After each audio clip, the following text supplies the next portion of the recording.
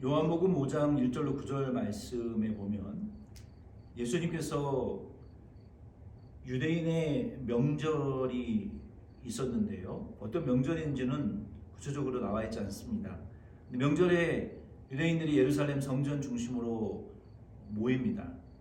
이 명절에 예수님이 예루살렘에 올라가셨는데 그 예루살렘에는 동서남북에 문들이 있는데요. 특히 이 양문이라는 곳에 거기는 베데스다라 하는 연못이 있었습니다. 거기는 또 양의 문이라고도 했고 제사 드리기 위해서 제사에 필요한 양을 보관하고 있던 그런 장소였기 때문에 양문이라고도 하고 또 스데반 집사님이 그 문 앞에서 돌에 맞아 순교하신 장소이기도 합니다. 그 문을 통과해서 들어가면 베데스다라는 연못이 있는데 거기에는 그 행각이 그 그늘막이 5개가 있었습니다. 수백 명의 사람들이 거기에 들어갈 수 있었겠죠. 그리고 그 안에는 병든 자들, 병자들, 소경, 절뚝발이, 혈기 마른 자들, 이런 병든 자들이 많이 있었습니다. 그들이 거기에 모여 있었던 이유는 그곳에 천사가 가끔 못에 내려와서 사람들이 그 물이 동할 때 아무도 안 들어갔을 때 가장 먼저 물속에 들어가는 사람이 병을 고침받을 수 있다. 무슨 병이든지 이런 전설이 흘러내려왔어요. 이 베데스다 연못은 실제로 제사장 시몬이라는 사람이 지은 것인데 그 흘러내려오는 물을 막아서 댐으로 만들었어요. 아주 수십 미터의 깊이 있는 그 깊이가 있고 그리고 중간에 작은 그 이제 못들이 있었는데 그 못에서 물이 흘러나올 때 동할 때 들어가는 자가 먼저 고침을 받는다라는 전설이 있었습니다. 오늘 이 말씀을 통해서 1절 말씀을 통해서 교회는 예수님께서 베데스다 38년 된 병자를 고쳐주셨던 것처럼 그리고 그 베데스다 연못과 같이 교회는 일단은 모이는 일을 해야 됩니다. 이 교회가 히브리서 10장 25절 말씀에 보면은 말세에는 어떤 모이기를 패하는 자들처럼 이 모임을 방해하는 일들이 있을 것인데 예수님 재림하시기 전에 더 그럴 것인데 너희는 그 시험을 통과하라. 모이기를 패하지 말라라고 말씀하셨죠. 그래서 교회는 어떻게 됐든지 이 주님의 날에 모여서 하나님을 예배하고 경배하는 일, 가르치고 선포하고 고치는 일, 구제하는 일을 교회는 반드시 해야 됩니다. 이 주님의 날은 그래서 그리스도인들에게는 이 명절과 같은 날이에요. 왜 그렇습니까? 예수님이 주일날 부활하셨죠. 성령이 임했죠. 요한계시록의 계시가 최종적으로 임한 날이 주님의 날이죠. 초대교회들이 이 명령을 받들어 모여서 전하고 가르치고 고치는 사역을 했던 날이 바로 이 주님의 날이기 때문에 이러한 이 진리와 전통에 근거하여 교회는 무슨 일이 하늘이 12쪽이 나도 우리가 하나님께 모여서 예배드리는 것, 전하고 가르치고 고치는 사역을 교회는 해야 된다는 것입니다. 2절로 4절 말씀에 보면은 교회는 어떤 곳입니까? 교회가 어떤 장소가 되어야 됩니까? 병든 자들, 죄인을 고쳐서 예수 그리스도의 구원의 은혜를 받고 영광을 돌리는 축제와 같은 것이 교회가 되어야 됩니다. 많은 목사님들이 이 부분에 있어서 잘못된 생각을 하고 계시는데요. 교회가 물론 가난한 자, 병든 자, 구제하는 거, 홈리스들에게 쉘터 제공하는 거, 지역사회를 돕는 거 해야 됩니다. 그러나 그것이 본질적인 것은 아닐 수 있어요. 교회가 형편에 맞게 해야 되는데 성경이 말하는 것은 단순히 가난한 자들에게 빵과 물질을 주라는 것이 아닙니다. 여기에 말하고 있는 이 교회는요, 영적으로 병든 자들을 죄인들의 죄사함을 고쳐주는 이 죄사함 고침을 주는 기관이 되어야 된다는 거예요. 그리고 육신의 것도 공급하는 교회가 되어야지 영적인 병든 자들이 죄인들이 구원받지 못하면서 육신의 양식만 공급하는 것이 된다면 본질적인 일을 잊어버린 교회라고 할 수 있습니다. 그래서 교회의 본질적인 사역이라는 것은 병든 자들, 영적으로 죄인들이 예수 그리스도의 구원의 은혜를 받고 영광을 돌리는 그런 일이 있는 축제와 같은 것이, 축제의 현장이 교회가 되어야 되는 거예요. 교회는 죄인들이 죄사함을 받기 위해서 모이는 곳입니다. 여기 이 베데스다라는 곳, 이곳의 이름이라는 것은 자비의 집이라는 곳이에요. 자비의 집. 이 당시에 수많은 병자들이 그 5개의 행각에 모여서 베데스다 연못에 물이, 그게 뭐 온천이 됐든지 뭐 바람이 불어서 움직였든지 천사가 내려와서 물이 움직여서 가장 먼저 들어간 사람이 병고침을 받는다는 것은 사실입니까? 전설입니까? 거짓이고 전설이죠. 한국에서도 뭐 황새가, 절름말이 황새가 따뜻한 김이 나는, 연기가 나는 물에 들어가서 나중에 와보니까 고침을 받아서 나중에 그게 온천이 돼가지고 뭐 유명한 온천이, 얼마나 그런 허무 맹랑한 구전에 내려오는 전설들이 많습니까? 그냥 지하수의 활동으로 물이 따뜻하게 데펴져서 여러 가지 뭐 화학 성분이 좀 들어가서 유황 성분, 그게 얼마나 사람의 몸을 치료하겠습니까? 민간요법에 불과한 것이죠. 이러한 전설들이, 이 베데스다에 대한 전설들이 있었단 말이에요. 이러한 교회가 되어진다면 이것은 큰 문제입니다. 그냥 성경에 있는 이야기가 예수님 때에 이런 일이 있었더라, 성경에 이런 기록이 있었더라, 그럼 우리는 뭐예요? 우리 지금 오늘날 교회는 뭐고 그리스도인들은 뭐예요? 그냥 그게 있었더라라고 믿고 지금은 아무 일도 안 일어나는 게 전설 아닙니까? 오늘 우리가 교회가 이런 기관이 되어버리면은 문제가 많은 거예요. 옛날에 이런 일이 있었더라, 지금 우리와 아무 우리의 믿음과 상관없다면 그게 전설이라는 거죠.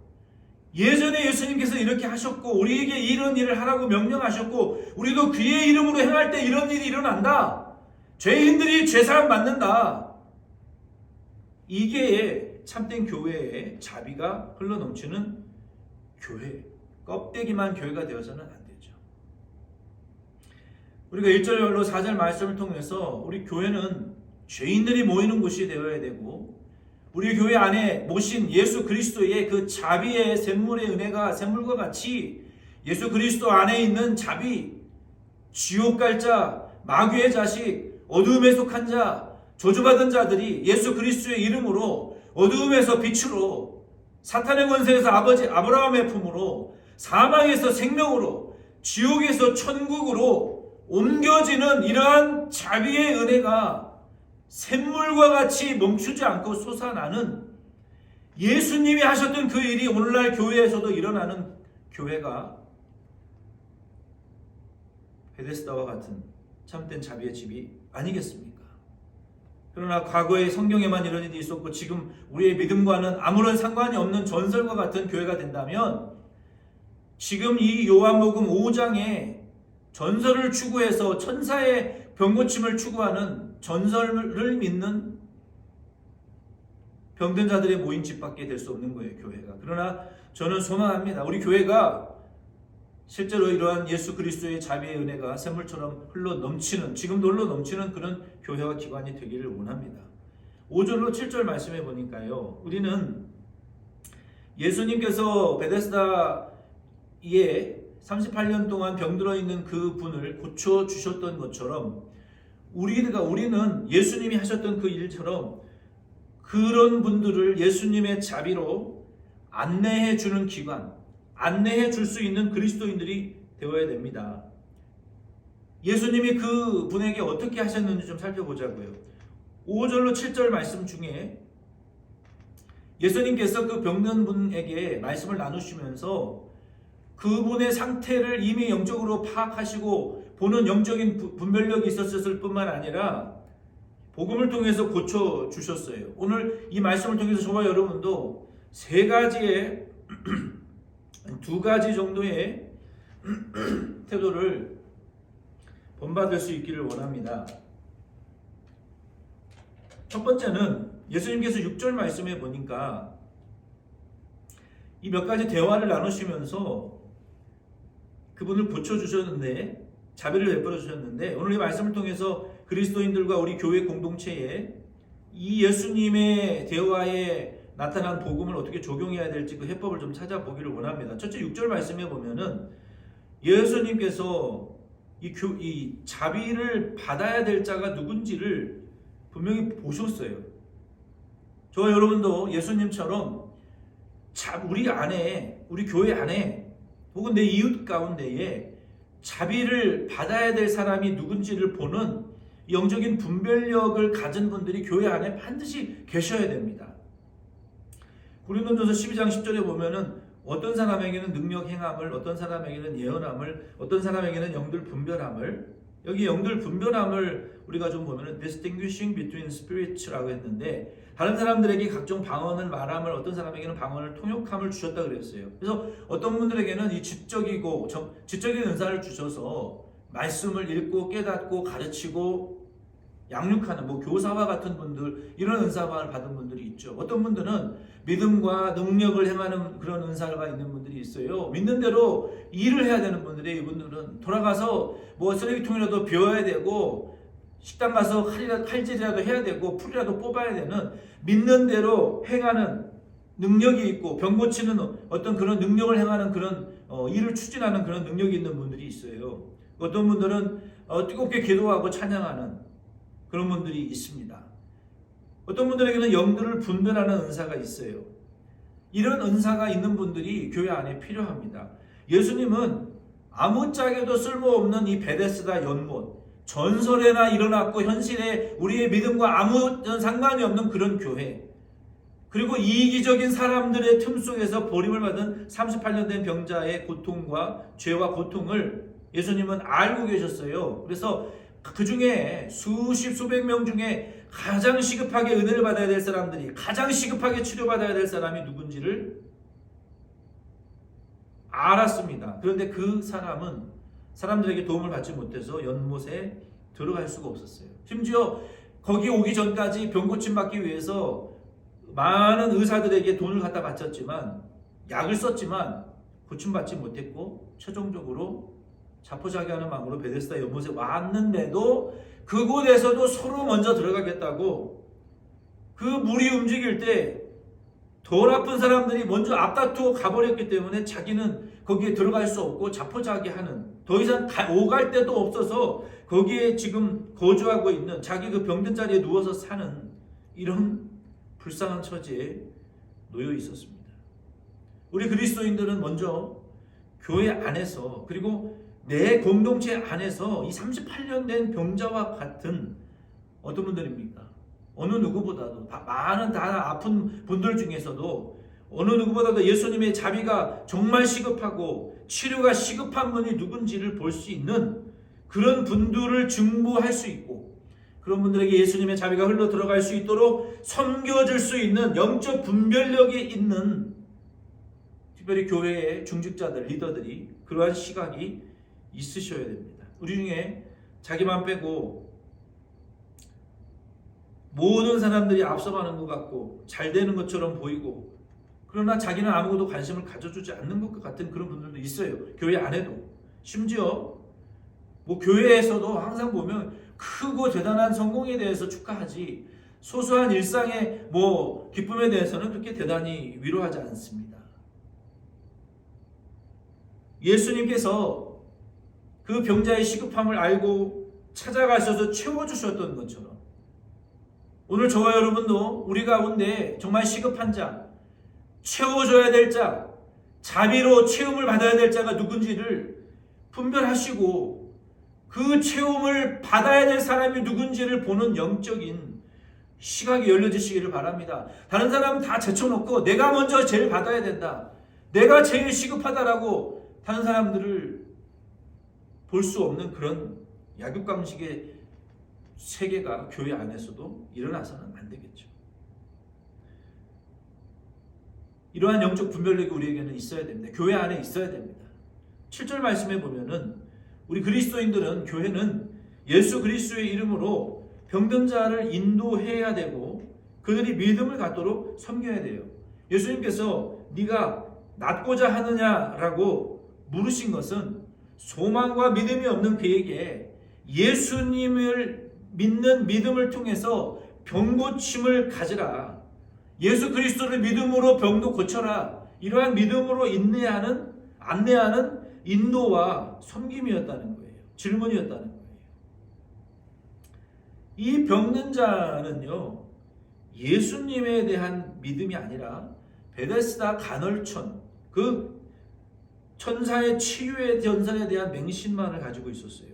그래서 예수님 말씀을 듣고 나를 연못에 넣어주는 사람이 없습니다. 내가 가는 동안 다른 사람들이 먼저 다 내려가 버립니다라고 대답한 거예요. 예수님께서는 이 병든 자에게 예수 그리스도를 믿는 믿음과 병이 낫기를 원하는 믿음을 갖기를 원하셨다는 거예요. 그러나 이 사람은 전설에 대한 것만 믿고 있었어요. 전설에 대한 것만 믿고 있어요. 이게 문제라는 거예요. 이제 8절로 9절 말씀을 통해서 우리 교회는 전파하고 가르치고 고치는 사역을 하는 교회가 되어야 됩니다. 8절 9절 말씀에 보면 예수님께서 가라사대 일어나 내 자리를 들고 걸어가라 하시니 그 사람이 곧 나가서 자리를 들고 걸어가니라. 이날은 안식일이니.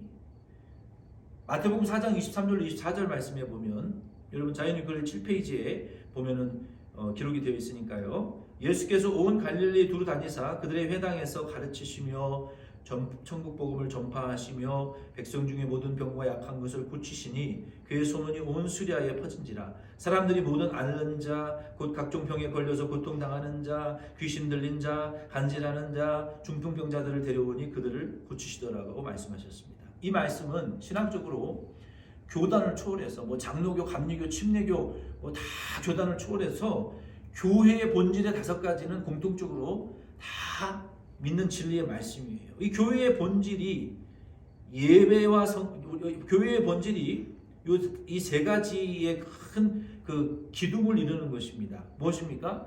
가르치는 것, 디다케, 티칭, 전파하는 것, 캐리그마, 프리칭, 고치는 것, 디아코니아, 힐링입니다. 초대교회 성령이 임한 이후에 예배와 성례가 조직화되었죠. 레이투르기아, 예수님의 예배의 순서는 그래서 다양하게 변경되어질 수 있는 거예요. 성만찬, 레이투르기아, 월십 앤 세크리멘트, 그다음에 교제, 코이노니아, 우리가 그리스도의 성도의 교제, 복음과 성령과 진리 안에서의 교제, 우리가 복음을 통해서 믿지 않는 자들과의 교제를 나누는 이 5가지, 예배와 말씀, 전파, 가르침, 교제와 나눔, 또 힐링, 이 5가지의 교회의 본질적인 요소를 통해서 우리 교회는 이 5가지의 본질을 유지해야 돼요. 무슨 일이 있어도 예배드리고 성만찬을 나누는 거 포기할 수 없고, 교회가 무슨 일이 있어도 하나님의 말씀을 가르치는 일을 포기할 수 없고, 무슨 일이 있어도 땅끝까지 복음 전파하는 일을 해야 되고, 무슨 일이 있어도 고치고 우리가 교제하는 이 5가지의 사역을 해야 되는데, 오늘날 많은 교회들이 가르치고 전파하는 일은 잘해요. 그러나 고치는 일을 잘 하지 않습니다. 본질적인 교회의 본성을 하나 정도는 이 고치는 일을 잊어버리고 살아요. 그러면 성경에 있었고 예수님이 하셨고 사도들이 했고 초대교회가 했는데 이방인 그 다른 교회들이 했는데 왜 오늘날 우리 그리스도인들과 교회에는 이 고치는 단순히 육신의 질병을 고치는 것이 아니라 내가 예수 믿은 지 오래돼도 변화되지 않고 달라지지 않는 거예요. 고쳐지지 않고 채워지지 않고 예수님의 자비가 우리 가운데 임하지 않는 이유가 무엇입니까? 성경에는 믿는데 왜 내 삶에는 믿음대로 되지 않고 변화되지 않느냐는 거예요. 이게 문제인데 어떻게 하면 전파하고 가르칠 뿐만 아니라 고치는 교회가 될 수 있을까요? 그게 본질적인 교회라고 말씀하셨는데 그 말씀의 3가지를 우리가 좀 말씀을 드리면서 결론으로 말씀을 마치려고 합니다. 고치고 가르칠 뿐만 아니라 가르치고 선포할 뿐만 아니라 고치는 교회가 되기 위해서는 첫째로 다음 3가지를 우리가 꼭 확인하셔야 돼요. 6절에 보면은 예수님께서 우리에게 말씀하셨어요. 내가 낫고자 하느냐? 이것을 여러분 자신들에게 한 분 한 분에게 오늘 물어보시기를 바라요. 내가 낫고자 하느냐? 내 믿음이 진짜인가 가짜인가? 내가 예수님을 따르고 이 교회에 들어와서 신앙생활하고 있는 이유가 전설을 믿고 천사가 물을 죽일 때 들어가면 병 고쳐준다더라. 잘 된다더라. 좋대더라. 전설과 어떤 망상을 쫓아가기 위해서 교회 생활하는 것이냐? 내가 이 교회에 나와서 신앙생활하는 것이 예수님의 제자로 예수님 걸어가신 고난의 발자취를 따라 나그네 길을 사는 것처럼 이 땅에 살다가 천국 들어가서 영생 복락을 누리고 이 땅에서 사명하며 예수 따라가기 원하는 신앙생활이 진짜인지 가짜인지를, 전설과 망상을 추구하는 자인지를, 내가 정말 예수의 재림과 우리 그리스도의 몸의 부활과 천국을 믿는 자인지 아닌지를, 내가 정말 낫기를 원하느냐, 여러분 스스로에게 질문해 보시기를 바랍니다. 그거 해야 병고침 받고 변화될 수 있어요. 두 번째는 예수님께서 내가 낫기를 원하느냐, 이 사람의 오래된 상태를 알아야 되고 너는 나아야 된다. 예수 믿어야 죄사함 받고 구원받는다, 천국 간다, 병도 고침 받는다, 너 예수 믿어야 나아야 된다 라고 물어보셨는데 7절에 뭐라 그럽니까? 나를 연못에 넣어주는 다른 사람이 없어요. 내가 기어서라도 가려고 하는데 다른 사람들이 다 앞다투고 가서 저는 못 들어가요. 여기 보세요. 이런 말 한마디에 그 사람의 모든 태도가 담겨져 있는 거예요. 우리는 어쩔 수 없는 환경 탓, 다른 사람 탓, 부모 탓, 조부모 탓, 뭐 자녀 탓, 남편 탓, 와이프 탓, 환경 탓 하지 마세요. 이 사람은 자포자기했어요.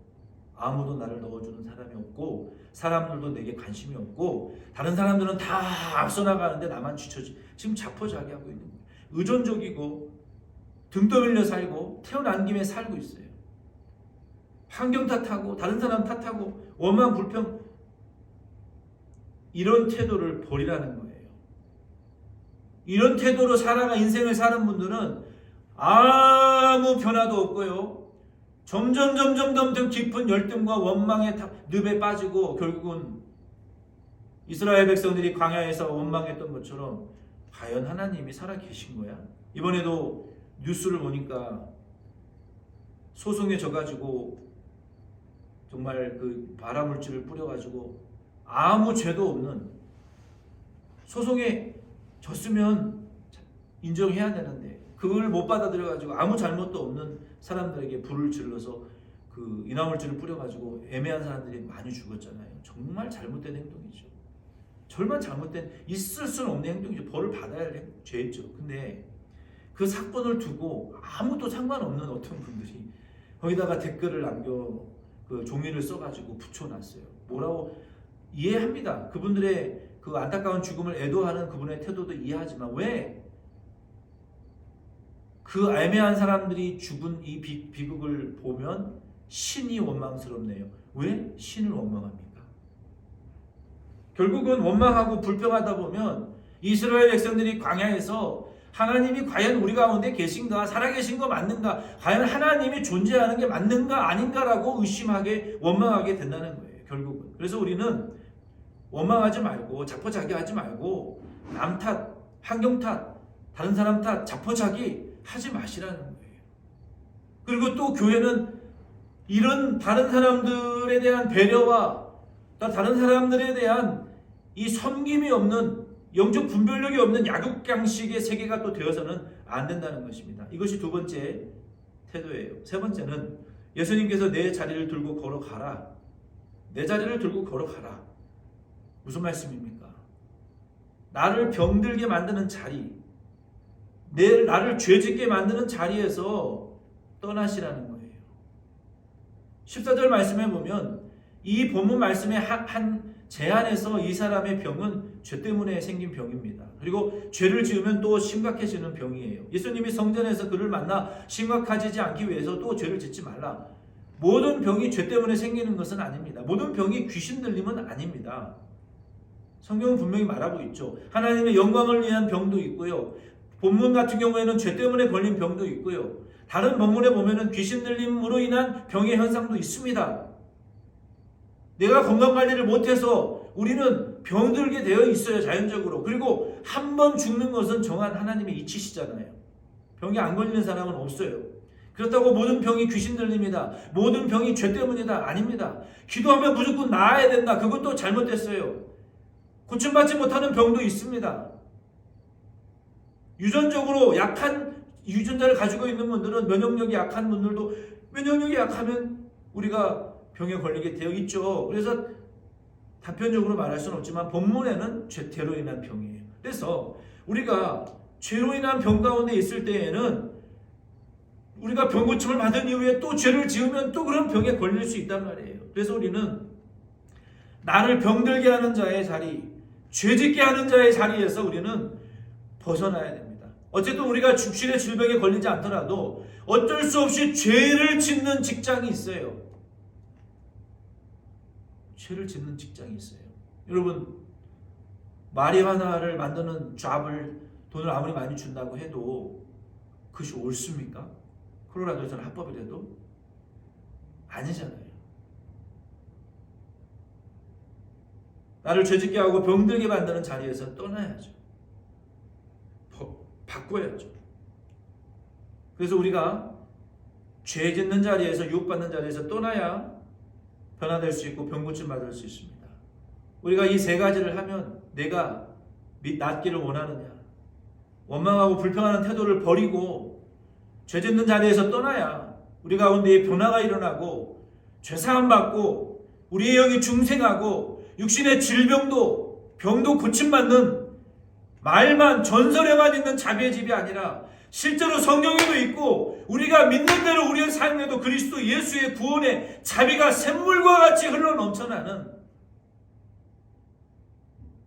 전파하고 가르칠 뿐만 아니라 고치는 교회가 될 수 있는 줄로 믿습니다.